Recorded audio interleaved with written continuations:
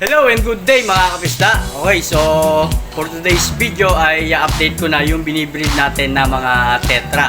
So dati kasi nakapag-breed na tayo nito, then naging successful naman, medyo nahinto lang.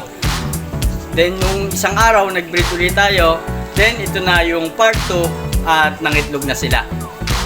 Hi guys, ako si Jerry ng Jerry's Aquatics. Gumagawa ako ng mga video patungkol sa mga aquarium needs, aquarium hobbies, and peacekeeping. So kung gusto mo ng ganitong mga video, feel free to visit sa channel ko at pakicheck mo na lang yung mga nagawa ko ng video. Okay mga kapisda, ito update ko na yung binibreed natin na tetra. So ito yung female. Kung mapapansin nyo, medyo numipis na yung tiyan niya. So ibig sabihin, nag-drop na siya ng egg. So ito guys, medyo madilim eh. Yan, ilawan ko. Then makikita nyo yung nasa bottom ng tank, yun yung mga medyo maputi-puti. Yun yung pinaka-egg nila. Then ito yung isa, yung pinag-partner natin dito na yan yung kulay green, then yung kulay red. Hindi pa sila nangitlog, so hindi sila naging compatible. Ang gagawin ko dito, papalitan ko na lang ng lalaki. Kukondisyon ko muna ng mga ilang araw.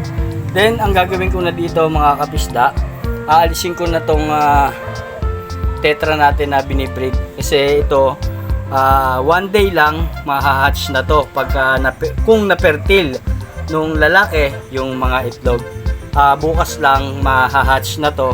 So pag hindi natin to inalis, papasok dyan yung ibang mga fry, makakain lang nila yan. So yan, kung mapapansin nyo yung binread natin dati, dalawang lalaki, hindi naging successful. So yan, tinanggal ko yung isang lalaki at ang ginawa ko, isang lalaki na lang din, isang babae. So ito ganun din, at yun nga, kukondisyon ko muna ulit to, then update ko na lang kung ano pa yung mangyayari. Then ito ang gagawin ko na dito, maglalagay ako ng kahit mga 2 to 4 drops lang ng methylene blue, then lalakasan ko yung aerator. Then bukas titingnan natin kung mahahatch na sila.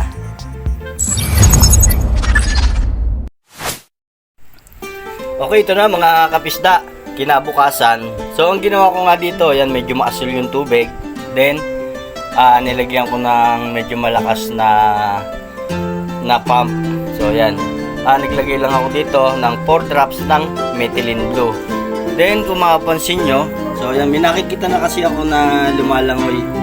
So yan, dito yung iba lumalagay yan sa pinaka aerator. So yun, mapapansin nyo guys, may mga gumagalaw-galaw na. Ayan o. Ibig sabihin, mga na-hatch na sila.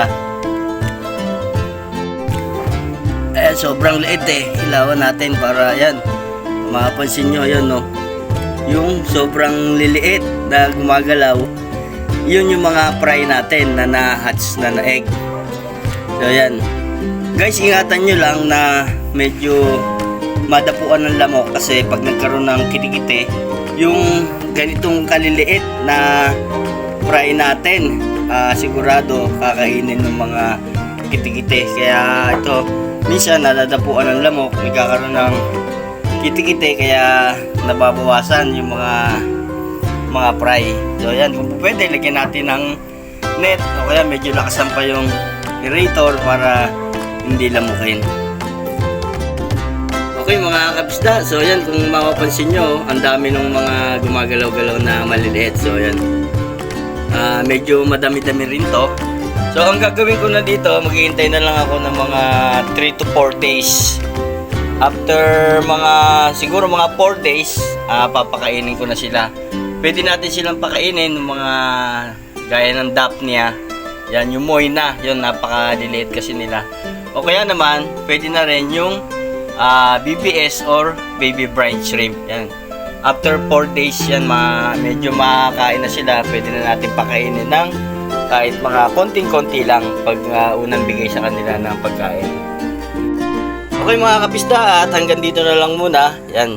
Sana nga maraming mga lumaki dito sa fry natin.